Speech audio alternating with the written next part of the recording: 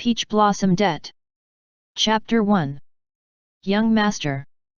Chief Wang was watching me. He had 2, maybe 3, bumps on a face burned dark by the sun, and beads of sweat wobbled on the ends of his beard, ready to fall at any time.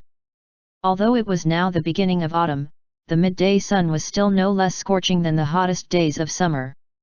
Autumn cicadas chirped at the top of their lungs, while the ground could scorch one's feet. Young Master, our humble selves have been lying in ambush here for the entire morning on your orders. What exactly is our mission? Please give us your instructions. I crushed a mosquito that was feeding on my cheek, wiped away a handful of damp sweat, and flashed a knowing smile. Your young master is abducting a person who will pass through this road today. As soon as the horse carriage appears, mask yourselves and charge. Make certain to take this person alive. End chapter. Peach Blossom Det. Chapter 2. I was originally a carefree immortal without an official post in the heavenly court, one who had humbly received the nominal title of Guangxu Yuan Jun.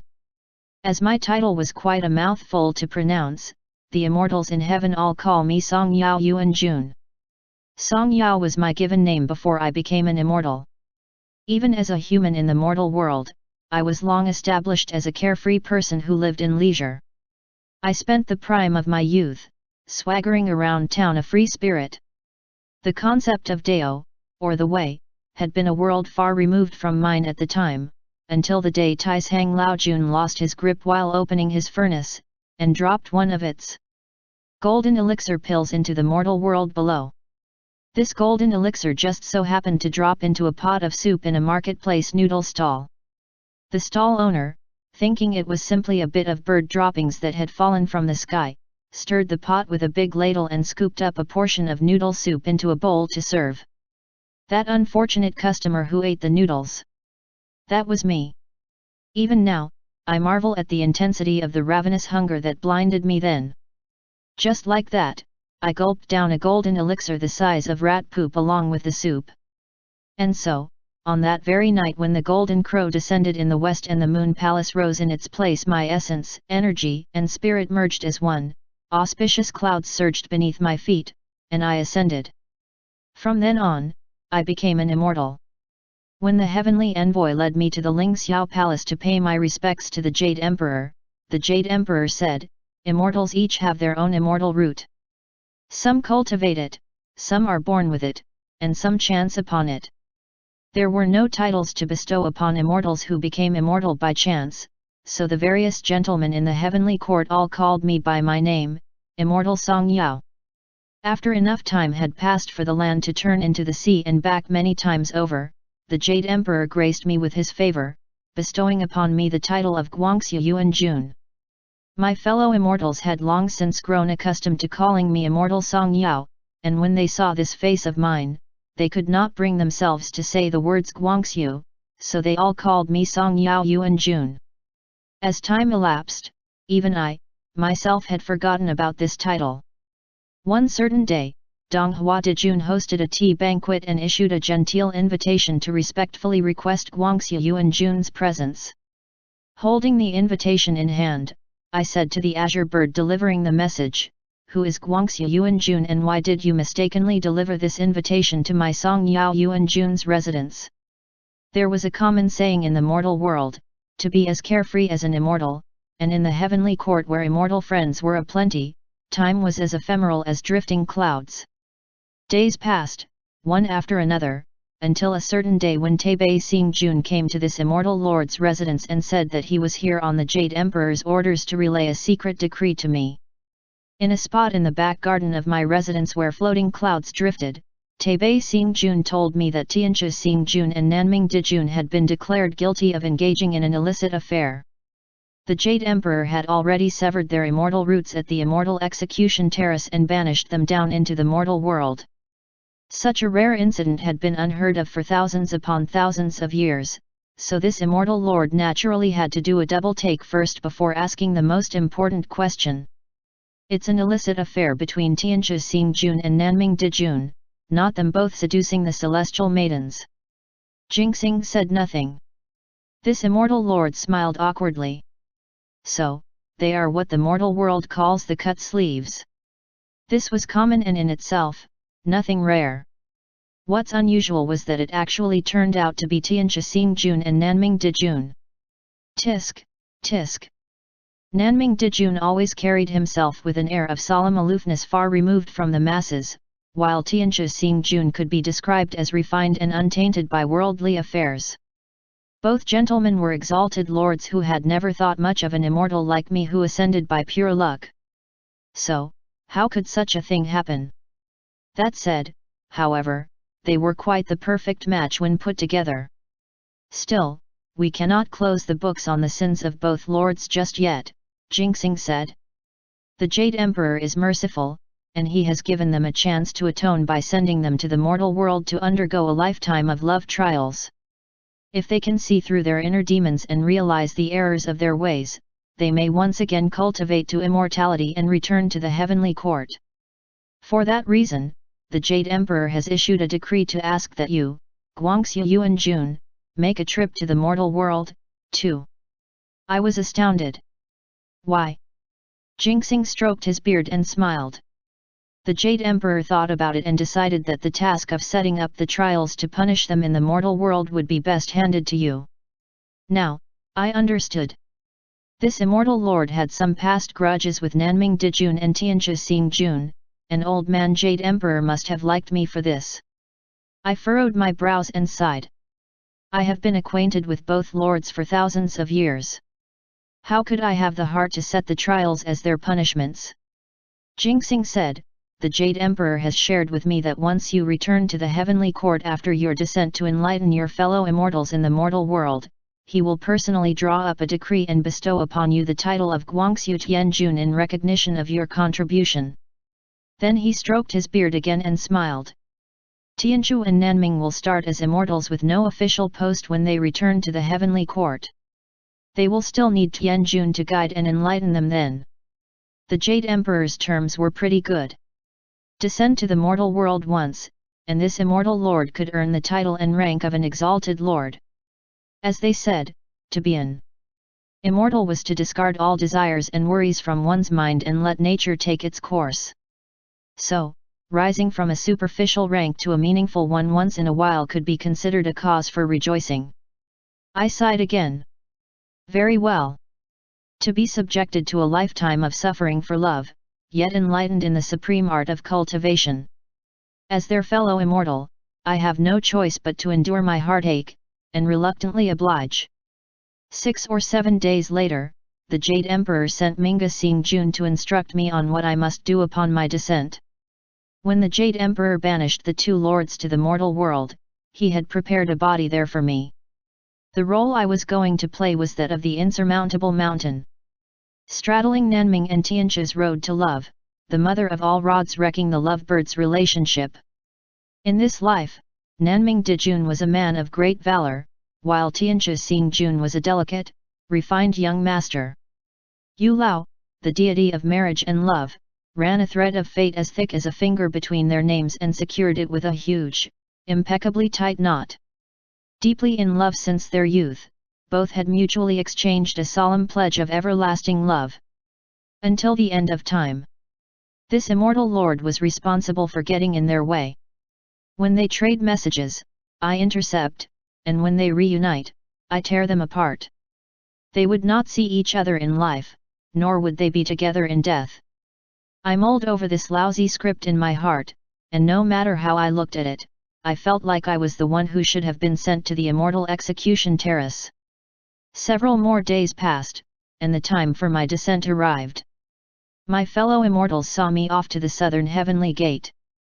Outside the gate, I took Heng Wenqing Jun's hand. I'll be back in a few days. Do save some of the residence's exquisite wine for me. Heng Wenqing Jun's eyes curved into a smile. Don't worry.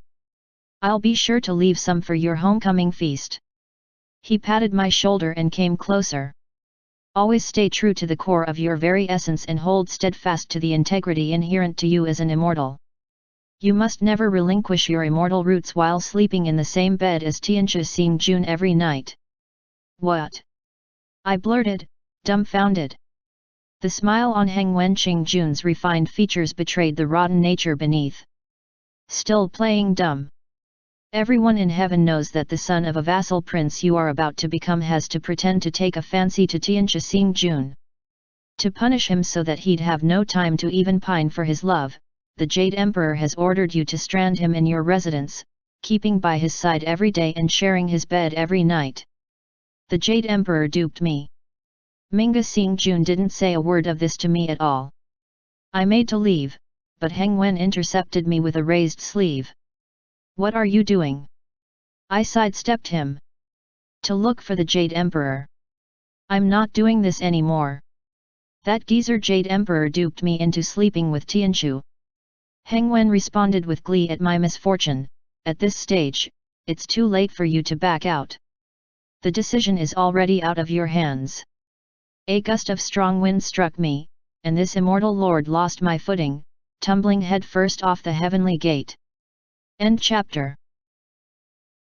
Peach Blossom Det. Chapter 3. On the 2nd day of the 5th month in the year of the fire rat, this immortal lord rode down Shangchuan city on an auspicious cloud. A light breeze rose. The passers-by raised their heads for a look, then shrank back into their shells and dashed off, while street vendors scrambled to pack their wares. This immortal lord heard a distant shout. The sky's overcast, it's going to rain. Quick, pack up and hurry home. Peasants are obtuse. This immortal lord would do well not to quibble with the likes of them. Minga Xing-jun led me until I was floating over the manor of the vassal prince of Ningping of the Eastern Commandery. He pointed at a spot in the back garden of the prince's manor and said, "That would be your mortal body." There was a reclining chair in the back garden, where 2 young children had surrounded and now clambered over a prone form. This motionless one was Li Ximing, the youngest young master of the vassal prince and this immortal lord's to-be self. I sized him up carefully. His gaze was vacant, his expression blank and wooden. The top of his head was even adorned with flowers and plants, courtesy of the 2 young children. This person seems to be a dimwit. Minga Xing-jun gave a dry laugh. Ahem. This mortal flesh was specially prepared for you. It's naturally soulless before you take possession of it. At present, it can only eat, drink, urinate, and defecate. The time has come. Yuan Jun, enter the body. Post haste, if you please. Without waiting for this immortal lord to say another word, he started reciting the incantation. With a flick of his finger, a golden light materialized within my vision, and soon the incantation had propelled me into the garden. A sense of familiarity from thousands of years ago spread throughout my body. Thus concluded this immortal lord's successful possession of the body. After being a weightless immortal for thousands of years, it all came rushing back: the sensation of my feet on solid ground, the familiar weight of my limbs, the mess of sensations in my chest, the worldly sounds flooding my ears. They were, unexpectedly, reassuringly endearing. Something squirming and heavy clambered on my body. I opened my eyes, and the first thing that greeted me was a tiny face covered in smudges. A pair of round eyes swiveled in their sockets, and a mouth missing 2 teeth bared in a highly irritating smile. Dirty little paws raised a handful of black mud toward my mouth. "Ha, little uncle, be a dear and eat this. Be a dear and eat this." I smiled kindly and raised a hand to pat his head. "Sweetheart, get down from your little uncle now and go back to your parents." Those round eyes blinked twice, and he cocked his little head to look at me. I turned aside and picked up another child poised to scramble up my knees to stick flowers on this immortal lord's head. Sitting upright and walking properly are the fundamentals of human conduct. Did your tutor not teach you this? Another pair of round eyes stared right back at me. This child was brighter than the one earlier. He puckered his mouth and with a wah, burst out bawling. "Mother, mother, mother, grandfather, little uncle's scary." He created such a din that his cries drew the maidservants, who yelled for servants, who in turn called for the steward and the wet nurses, who then helped the madams out of their chambers. 2 loyal servants, both strong men puffed up with the imposing air of Wusong heading up the mountain to fight a tiger, plucked the two little young masters from my side. I smiled genially at both of them, and both men retreated to the walkway with a terrified look. Head after head peeked out from some distance away, looking at this immortal lord like they had seen a ghost. The sheer ignorance it took not to recognize a real immortal. This immortal lord would not quibble with the likes of them either. Several armed guards crowded around an approaching man. He was adorned in a reddish-purple robe embroidered with a fierce tiger motif. He had graying temples, a beard, a broad forehead, a square jaw, and worn, weathered features. Needless to say, this was the vassal prince of the Eastern Commandery in the flesh. This immortal lord would have to play the part of his son for quite some time, so I had to establish some rapport during our first meeting. I approached slowly, my hands lowered as I adopted a humble stance and greeted him with the utmost respect. "Father." A strange light glinted in the Prince of the Eastern Commandery's tiger-like stare as he gazed at this immortal lord. One could only imagine how rife with emotion he was now that his dim-wit son was suddenly lucid. His excitement was so palpable that his face was now deathly pale, and he was trembling uncontrollably. Then, those black eyes rolled up, and he passed out. Thus, I successfully concluded my transformation into Li Siming.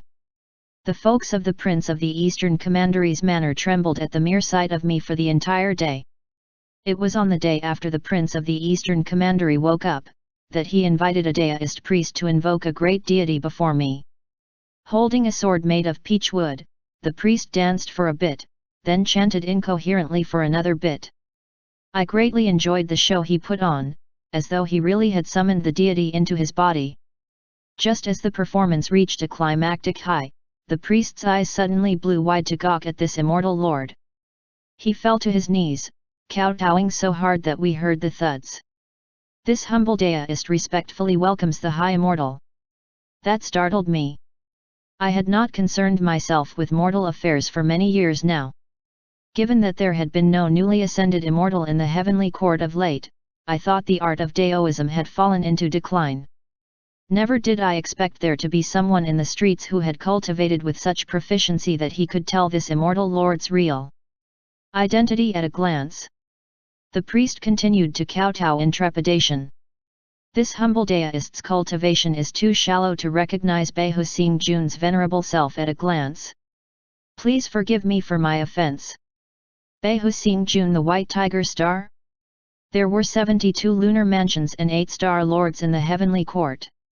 Since when did a tiger come to be an exalted lord? The heavenly court did indeed have a few white tigers, all of which were raised to guard the heavenly gates, but since when did one come to be called a lord in the palace itself? The priest turned on his knees to kowtow to the Prince of the Eastern Commandery. Congratulations, your lordship. This humble Daoist shall boldly venture to divulge heaven's secret. The little young master is an incarnation of Beihu Xingjun of the heavenly realm. Your lordship is a man of great fortune, and this is a blessing from heaven for the immortal affinity forged. The Prince of the Eastern Commandery looked at me, still trembling a little. Master Priest, are you telling me the truth? This son of mine has been dull and ignorant of the ways of the world since he was a child, but suddenly, he's lucid and literate. This is truly. The priest rose. Your lordship, the little young master is an immortal incarnate. Naturally, he differs from the common person. As the ancients say, a crouching tiger is like a boulder. Xingjun has been lying dormant for several years, and the common people, being ordinary, could not have known. The Prince of the Eastern Commandery was so very pleased with the explanation that his son was the Tiger Star who had descended to their mortal world that he even believed the nonsense like his youngest was a dimwit because the Tiger Star had been sleeping for a while. He looked again at this immortal lord, no longer trembling, but with a face radiant with happiness. But Master Priest, if what you say is true, and this son of mine has been in a dormant state for so many years, why has he suddenly woken up? I plucked a teacup from the table and moistened my throat. With an enigmatic pose, one hand behind his back and the other stroking his beard, the priest said, the secrets of heaven cannot be divulged. What a load of rubbish! From then on, this immortal lord lived very comfortably in the Prince of the Eastern Commandery's manor. The prince wasted no time telling the entire household that his youngest son, Si Ming, was a tiger star. I ended up being secretly gawked at for several days. I gradually became familiar with the people in the prince's manor. When I wandered around the prince's manor surveying the place, servants would pretend to pass by, and attempt to strike up conversation with their little young master. The Prince of the Eastern Commandery had ill luck with his wives. He successively married 10 or so wives and concubines, all of whom he jinxed to death. Including Li Siming, this immortal lord's now mortal flesh, he had a total of 3 sons. His eldest son, Sixian, and his second son, Si Yuan, often vied with one another, both overtly and covertly, to be his heir. After talk of the tiger star spread, both elder siblings sought out the novelty that was their little brother. They went to extra lengths, preparing a feast with wine in the garden of a side compound. It was here that we admired the scenery and chatted the night away. It had to be known that I, Song Yao Yuan Jun, had spent my several thousand years roaming all over heaven, drinking tea, sampling wine, playing chess, and expounding the Dao.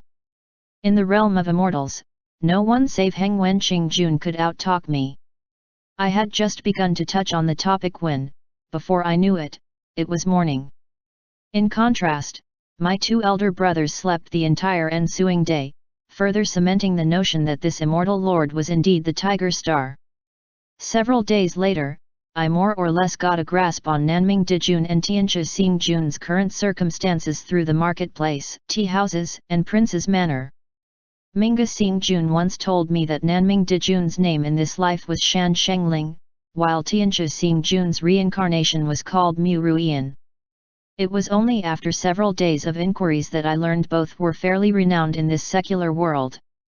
Especially Tianjia Xing Jun, who was really one trouble magnet, which came as a surprise to this immortal lord. Plastered all over the walls in every alley in the city were arrest warrants for Mu Ruian, along with a large, half-body portrait. It was said that the Shan and Mu clans had been high-ranking officials of the imperial court for generations. Both clans had known each other just as long, and their friendship ran deep. More than a decade ago, Nanming Dijun's paternal grandfather had offended the emperor, and the entire clan was executed. The Mu clan secretly rescued Shan Shengling and brought him into their residence, where they raised him to adulthood. Nanming Dijun was an imposing figure in the heavenly court, and even when he was banished to the mortal world, he was not a person who could suffer humiliation in silence. These were turbulent times, when vassal princes in various lands possessed massive military force, whittling imperial power down to almost nothing. Shan Shengling threw in his lot with the vassal prince of the southern commandery. And just a month before, he had incited the prince of the southern commandery to openly stage a revolt with the intent to usurp the throne. The emperor flew into a rage, and when investigations revealed it was the Mu clan who saved the life of this scourge, he had the entire clan sentenced to death. Of course, the Jade Emperor could not let Tianjia Xing Jun fumble into an execution and have it all end here.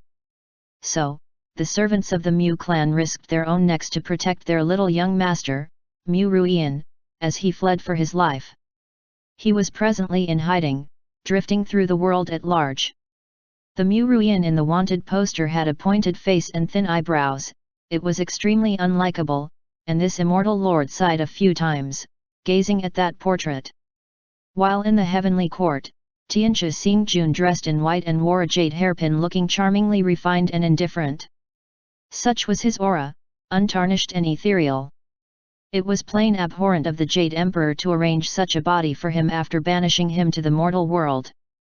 After all, this immortal lord still had a love script to enact, and on the orders of the Jade Emperor himself, no less. At least leave him a fraction of the exalted lord's looks. How could I bring myself to utter sweet nothings to a face like this when I get my hands on him? At night, I adjusted my chi and regulated my breathing.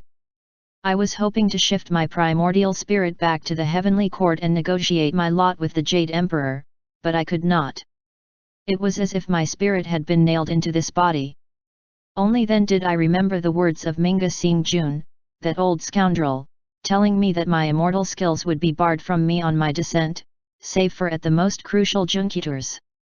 He must have kept the truth from me, knowing I would quit had I known. Left with no other options, I spent several idle months in the manor, drinking tea and sleeping the days away. The Prince of the Eastern Commandery was unusually affectionate to this suddenly lucid tiger star son of his, and he specially allocated a whole courtyard for me to live in. I often drank wine and played chess with both of my elder brothers. We even went to the entertainment quarters together to listen to the songs there. Our relationship improved with each passing day. 3 months later, Minga Xingjun finally returned to the mortal world. He released this immortal lord from Li Siming's body in the middle of the night and told me midair above the prince's manor that the show was about to start. Tianchu Xingjun, having recuperated from his wounds whilst in hiding, had been spirited away by his attendants to his lover's side in the southern commandery. The little young master of the Prince of the Eastern Commandery, Li Siming, was to come charging at this time and abduct Mu Ruian back to the manor. On the day after tomorrow, before noon, Mu Ruian's horse carriage would pass the foot of the mountain outside Shangchuan city. As the Prince of the Southern Commandery assembled his army and proclaimed himself emperor to boot, the Prince of the Eastern Commandery grew restless, too. The two territories bordered each other, armed conflicts would be inevitable. These days, the Prince of the Eastern Commandery and his eldest son inspected the military camps at the border garrison, under the jurisdiction of the commandery. The second son, Si Yuan, remained in the prince's manor as its administrator, while simultaneously guiding his younger brother this immortal lord through internal affairs. The first morning, I claimed to have received a tip-off from the Eastern Commandery's spies, and asked for 20 to 30 sturdy bodyguards to lie in ambush by the mountain path outside the city. Who could have known we would not even catch a glimpse of the carriage, even after waiting from morning to noon? The mountain path was completely empty. No carriages. No passers-by. Not even a wild hare. Such a scenario was an impossibility. Tianchu's passage through this road was personally arranged by Minga Xingjun, and it was all recorded in his book. Tianchu Xingjun was now a mere mortal, unable to escape the fate heaven had decreed for him. Besides, old man Minga had clearly told this immortal lord it would happen in the morning, so why had he yet to appear at noon? Dozens of bodyguards' clothes were drenched in sweat. Li Siming's stomach growled. This immortal lord was burning with hunger. Should I go somewhere secluded on the pretext of relieving myself and nab a local earth deity to make inquiries? Just as I was considering it, a voice breezed past my ear. Tianchu Xingjun's carriage has run into bandits on the road 1 kilometer from here. He has already been abducted back to their mountain stronghold. Go now. My fury blazed when I heard this voice. Minga, that old geezer, is he playing me? The most pressing matter at present was to get Tianchu back in my hands. Thus, I summoned Chief Wang before me. Is there a bandit stronghold on this mountain? To report to the young master, Chief Wang answered, there are indeed 1 or 2 gangs of vermin hiding on the mountain. I waved a sleeve. Have our brothers fall into rank. We'll head up the mountain to round up that gang of vermin. The bodyguards from the Prince of the Eastern Commandery's manor were all well trained. Although Chief Wang looked uncertain, he said nothing further and gave his order. The bodyguards immediately rose from the thick undergrowth of grass and charged up the mountain. It might be called a mountain, but in truth, it could only be considered a hillock. It did not even have a proper name, although the folks from Shangchuan all called it the Great Slope. A trail, worn down by woodcutters, meandered up the sides of the hillock. This immortal lord was stealthily leading my bodyguards up the mountain, having made it halfway when an ominous chill gusted past, and 2 men sprang from the woods. Who goes there calling on our Hefeng stronghold? These 2 vermin were disheveled and shabbily dressed. Clearly, this no-cost business was not going well for them. Before they could even stand firm on their feet and announce their names, the bodyguards had swarmed and knocked them to the ground. They trussed the men up into 2 bundles and discarded them by the side of the road before continuing their upward charge. There was only a dilapidated mountain deity temple at the top, with a banner raised before the temple, inscribed with 2 words as large as the rim of a bowl: Hefeng Stronghold. Inside the temple were only about 10 to 20 shabbily dressed bandits and a burly man, the self-proclaimed bandit chief. The bodyguards charged into the mountain deity temple, and in less than an hour, all the bandits were tied up on the ground. I personally conducted a careful search of the mountain deity temple, but did not catch any sight of Tianchu. Uncaring of which, I dragged forward one of the bandits and asked, "Where did you lock up the man in the carriage you robbed today? I'll let all of you go once I find him." The bandit chief and his pack of minions pricked up their ears at the demand, and craned their necks up. That bandit I was interrogating immediately grinned. "So, you're looking for that invalid? The mountain deity statue is hollow, and the incense burner is a switch. Turn it to the left to open a secret door. The man you want is inside." One bandit shifted, and said in a small voice, "We only managed to rob one today in the last 10 days or so. We thought it'd be a big haul, given the horses and carriage and even the escorts. But there was only an invalid inside, and it's earned us nothing but misfortune." This immortal lord played deaf to his murmuring. I turned the mechanism, circled behind the mountain deity statue, and strode through the secret door. Within the chamber, a few vaguely human shapes were half lying in the pitch darkness, likely having been drugged by the mountain bandits. I silently recited the incantation to cite immortals. In the darkness, I saw a faint layer of silvery light wholly envelop a person. Clear and frosty, that was Tianchi Xingjun's immortal glow. No doubt this person was Mu Ruian. I was dying to know what Tianchi Xingjun looked like now. I picked him up, and carried him out of the earthen statue and turned him over for a look. His face was filthy with mud, and his hair was a disheveled mess. I could not tell what he looked like other than that he was unkempt. With no other choice, I shouted for Chief Wang. "Tie up the rest of them and find a stretcher for this man. Bring him back to the prince's manor." Before leaving, however, I untied the bandits and begged their pardon for the offense. This immortal lord has always been merciful. In such turbulent times, it was not easy making a living out of any trade. And so it was without a hitch that this immortal lord brought Tianchi Xingjun back to the prince of the eastern commandery's manor. But how did I go from abducting this person to rescuing him instead? I told Li Siyuan that the tip-off had made these people out to be southern commandery spies, but an investigation turned up nothing. Li Siyuan was up to his neck in the prince's manor's affairs, so he said, "I'll leave this matter to you, third brother, investigate as you deem fit." And so Tianchi was justifiably carried into this third young master's exclusive courtyard. As per Minga Xingjun's arrangement, once Mu Ruian woke up, this immortal lord would claim to have taken a liking to him. Looking at this face on the stretcher in the courtyard, I sighed twice, then instructed the attendants to give him a thorough wash from head to toe. When I entered my bedchamber and bolted the door, there was a flash of red light, and then Minga Xingjun was standing beside the table, his old face crinkled in laughter as he cupped his hands in greeting. "Song Yao Yuan Jun, congratulations on successfully concluding your first mission." I pulled a glum face. "Xingjun, you played me. You clearly said to abduct him on the mountain road in the morning. How did it go from that to rescuing him from a mountain stronghold?" Minga Xingjun said with a dry laugh, "I might have simplified it when I wrote it down. It won't affect the overall situation."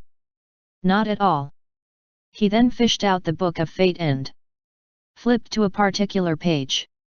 He handed it to me for a look, and shockingly enough, written in the book were the words, "Mu Ruian is abducted from the mountain road at the morning hours of Chen, Li Siming receives Mu Ruian."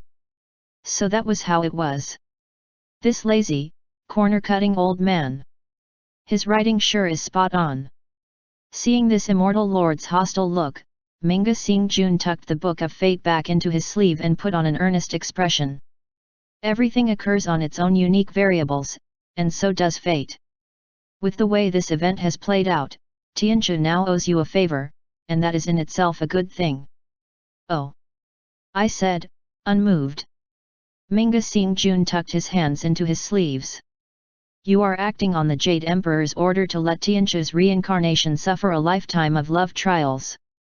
To a man genuinely and deeply in love, there is no greater sorrow in the world than a broken heart. Love hurts. Without the love, where could the hurt come from? A shudder ran through my heart. Are you telling me to feign affection and coax Tianzhu into falling in love with me? That's one way of doing it, Minga Xingjun replied meaningfully. Whether it is to ride the clouds or to ride the winds, the decision is up to you, Yuan Jun. My face twitched. That this immortal lord bore a grudge against Tianzhu Xingjun was public knowledge among the immortals. Surely the Jade Emperor must have thought I would be ruthless. It did not matter whether Tianzhu Xingjun was determined to love only Nanming Dijun or if he was coaxed into falling for Li Ximing. This immortal lord only needed to be concerned with unleashing every trick up my sleeve, however unconscionable it might be.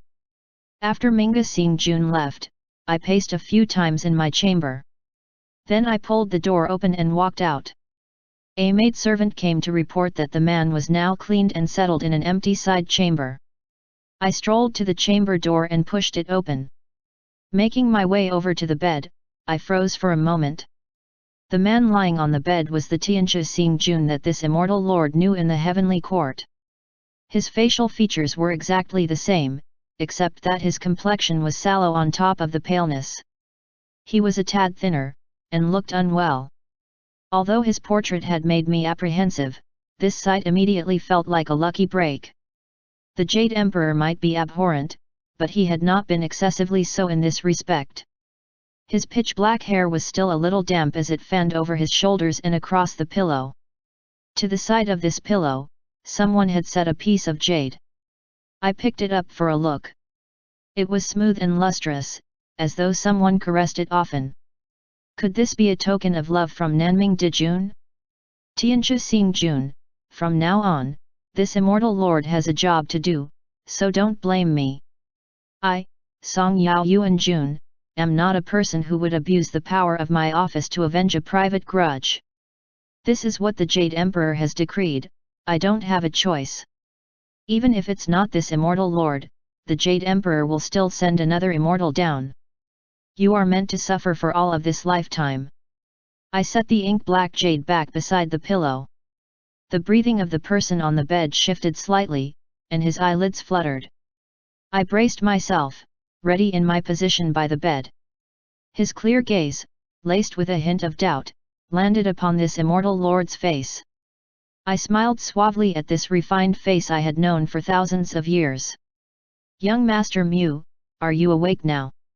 His perplexed expression underwent a slight change, and his pallid face turned a few shades paler. I tugged at the corners of my mouth, widening my smile even more. This humble one is Li Ximing. My father is the prince of the Eastern Commandery, Li Jutang. I have admired you for a long time. I discovered by chance that you were passing through this small commandery, so I'd like to extend a special invitation for you to stay in my humble abode. It was on Minga Xingjun's command that I confessed my feelings to Tianzhu upon waking. We call this dealing him a heavy blow before he could regain his bearings. Besides, I would have to do this sooner or later. So, I steeled myself, going for broke as I curbed my suave smile and replaced it with a lascivious one. Several years ago, I dreamed an immortal had a one-night tryst with me. It was only when I saw young Master Mu today that I realized the immortal in my dream is right before me. I grabbed hold of Mu Ruian's wrist, which was so bony that it jutted uncomfortably against my hand. Ruian, I'm going to keep you by my side for life, never to let you go, ever. End chapter.